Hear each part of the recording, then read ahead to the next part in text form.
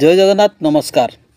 आसतु नजर पकेबा मयूरभंज जिलार आज top news update कौन कौन सब रही किंतु तापूर्व आपण मानक गोटे अनुरोध वीडियोटी को संपूर्ण देखंतु आ जो मैंने प्रथम करी चैनल को आछंती सब्सक्राइब करंतु जाफल प्रत्येक नूतन वीडियो नोटिफिकेशन आपण सर्वप्रथम पाई परिबे।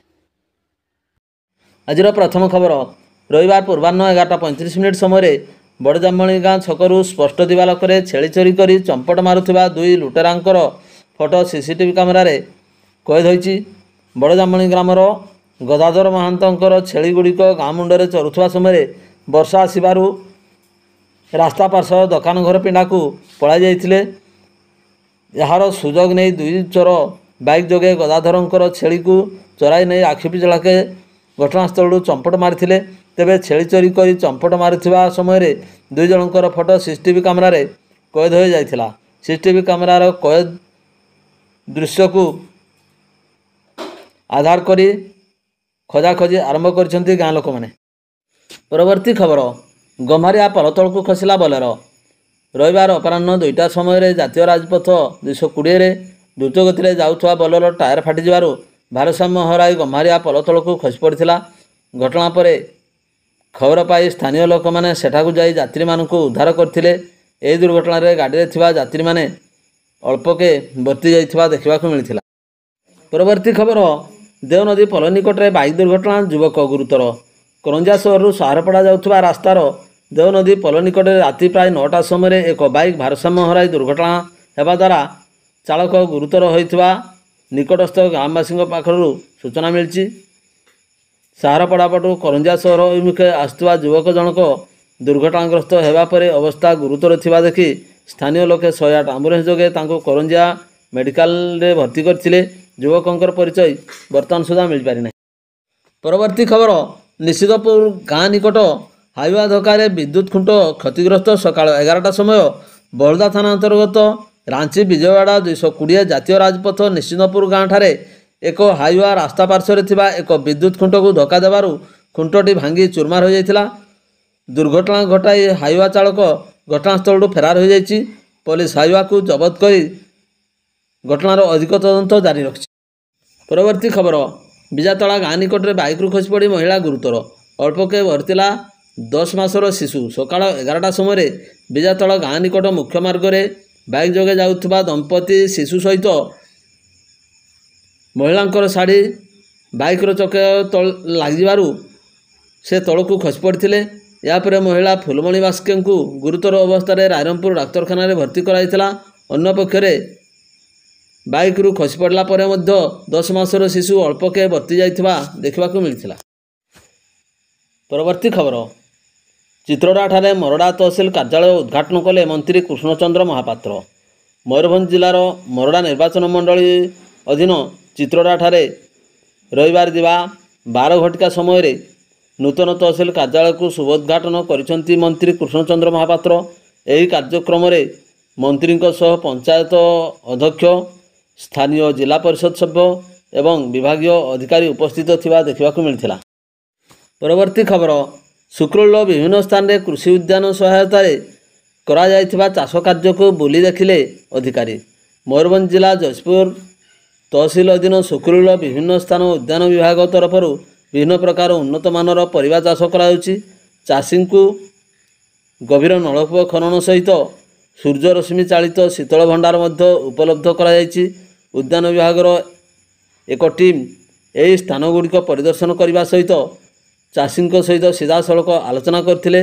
एने रविवार 12 घटिका समय अधिकारी सूचना प्रदान करछन्ति। परवर्ती अपडेट आसंता जुलाई 31 तारीख सुधा बंगोपसागर में आउ एक साइक्लोनिक सृष्टि होबार संभावना रही। जिले में 7 ରୁ 11 cm वर्षा होगा नहीं सोमवार अपराह्न 2टा समय पूर्वानुमान करछि पाणीपाग विभाग।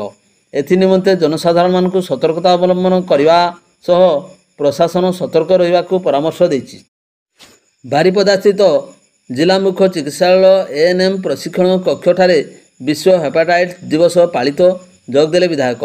मान्यवर बारिपदा विधायक प्रकाश सोरेन मुख्य अतिथि होइथिबा बेले जिला मुख्य चिकित्सा तथा जनस्वास्थ्य अधिकारी डॉक्टर अभय कुमार दास एही पालनीय बैठक में सभापतित्व करथिले। निज वक्तव्य हेपाटाइटिस ରୋଗର ସଂକ୍ରାମକତା ଭୟାବହତା ଓ ସଚେତନତା ବିଷୟରେ ମାନ୍ୟବର ବିଧାୟକ ସୋରେନ କହିଥିଲେ ଏବଂ ଏହି ମାରାତ୍ମକ ରୋଗରୁ ରକ୍ଷା ପାଇବା ପାଇଁ ସମସ୍ତ ବୈଧାନିକତା ଅବଲମ୍ବନ କରିବା ପାଇଁ ଉପଦେଶ ଦେଇଥିଲେ। ପରବର୍ତ୍ତୀ ଖବର, ବେତନଟୀ ରେଞ୍ଜ କାର୍ଯ୍ୟାଳୟରେ ମିଶନ ତାଳ ସମ୍ପର୍କିତ ଏକ ଦିବସୀୟ ତାଲିମ କାର୍ଯ୍ୟକ୍ରମ ରବିବାର ଅପରାହ୍ନ 3ଟାରେ ଆୟୋଜିତ ହୋଇଯାଇଥିବା ବେଳେ ଏହି ଅବସରରେ ବେତନଟୀ ରେଞ୍ଜର ମିଶନ ତାଳ କାର୍ଯ୍ୟକ୍ରମର ମଧ୍ୟ ଶୁଭାରମ୍ଭ କରାଯାଇଛି। ଏହି ଅବସରରେ ବାରିପଦା ବନଖଣ୍ଡ ଅଧିକାରୀଙ୍କ ସହିତ ସହକାରୀ ବନ ସଂରକ୍ଷକ ପ୍ରମୁଖ ସହକାରୀଗଣ ଯୋଗ ଦେଇଥିଲେ।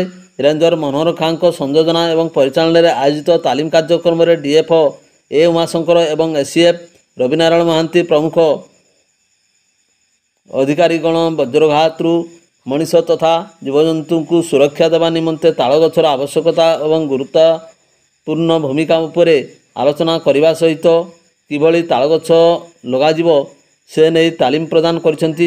ଏହି ଅବସରରେ ପାଟପୁର ସଂରକ୍ଷିତ ଜଙ୍ଗଲରେ ତାଳ ଗଛ ଲଗାଯାଇ ବେତନଟୀ ରେଞ୍ଜର ମିଶନ ତାଳ ଗଛ କାର୍ଯ୍ୟକ୍ରମ ଶୁଭାରମ୍ଭ କରାଯାଇଥିଲା।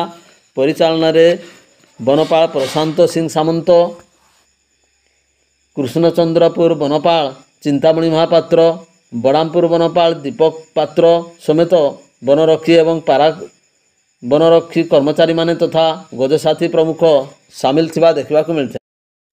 ପରବର୍ତ୍ତୀ ଖବର, ଘରର ପିଲର ପଡ଼ିଯିବାରୁ ଘଟଣାସ୍ଥଳରେ ଜଣେ 4 ବର୍ଷର ଶିଶୁପୁତ୍ର ମୃତ୍ୟୁ ଘଟିଛି।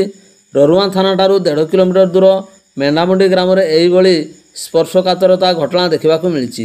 ରରୁଆଁ ପଞ୍ଚାୟତ ମେଣ୍ଢାମୁଣ୍ଡି ଗ୍ରାମରେ ସୋନୁ ପିଙ୍ଗୁଆଙ୍କର 4 ବର୍ଷର ଶିଶୁପୁତ୍ର ଅବିନାଶ ପିଙ୍ଗୁଆ ପଡ଼ିଶା ଘର ଜଗମୋହନ ହେମ୍ରମଙ୍କ ଅଗଣାରେ ଖେଳୁଥିଲା। ଅପରାହ୍ନ 1:30ଟା ପାଖାପାଖି ସମୟରେ ହଠାତ୍ ଘରର ପିଲରଟି ଅବିନାଶ ଉପରେ ପଡ଼ିଯାଇଥିଲା। ନିକଟରେ ଥିବା ଲୋକମାନେ ଅବିନାଶକୁ ସଙ୍ଗେ ସଙ୍ଗେ ରରୁଆଁ ଗୋଷ୍ଠୀ ସ୍ୱାସ୍ଥ୍ୟକେନ୍ଦ୍ରକୁ ନେଇଥିଲେ। ସେଠାରେ ଅବିନାଶର ମୃତ୍ୟୁ ହୋଇଥିବା ଡାକ୍ତର ଘୋଷଣା କରିଥିଲେ।